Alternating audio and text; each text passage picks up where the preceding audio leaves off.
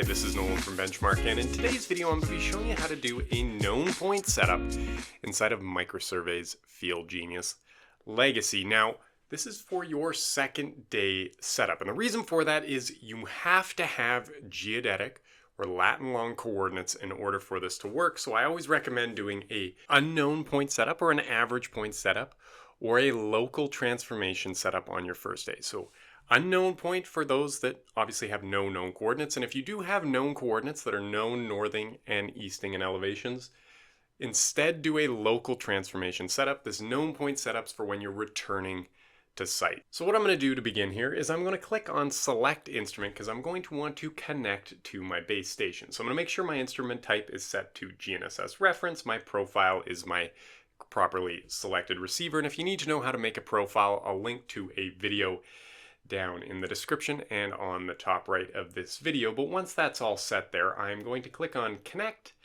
And what should happen is the Bluetooth pairing should initialize with your receiver. And once fully initialized, will be spat on the map screen here. With my map screen popped up here, what I'm going to do is I'm going to make sure that I have known geodetic position selected. So if I select on my reference position mode menu, you can see there are those three options I mentioned earlier. I'm going to make sure I have known geodetic position selected and click on start reference. Now what I'm going to do is I'm going to want to select a point that's in my database already. If you have the geodetic coordinates, you can enter them here. But again, if you just have the Cartesian coordinates, do a local transformation setup, you'll have a lot less grief. So what I'm going to do is I'm now going to do a set position from database here. So I'm going to click on my existing point. In my case, it's point ID 1. So I can either enter it in this point ID field, select it on the map screen, or click on list here at the bottom and select it from my database. With that option set here, I'm going to click on select and then select in the bottom left corner. And those coordinates are now entered properly in my reference position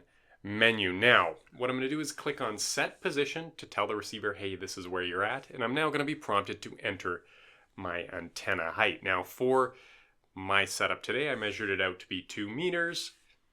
Doesn't really matter for my setup today, but make sure you really do accurately measure your HI. And once entered here, I'm going to click on OK, where it's now going to ask me how I want to communicate with my rover. Now in my case, I'm just going to use the internal UHF radio, but you could also use something like Stormcaster, or maybe you just want to log raw data for whatever reason.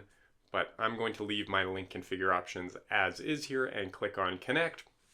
And it's now going to program my receiver and begin my base broadcast. And if all has gone well, what you should see is that radio light on your receiver start to flash. And in the bottom right corner, where it previously said start reference, it now says stop reference. So you're now good to disconnect from your base by clicking the plumb bob in the bottom left corner and clicking on disconnect and proceeding with the rest of your rover setup.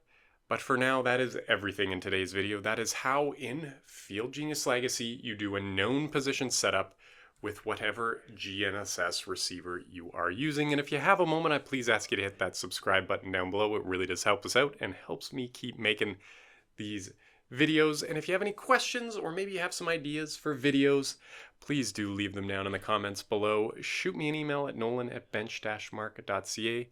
Maybe you want to give me a call at 1-888-286-3204, or you can visit us online at bench-mark.ca.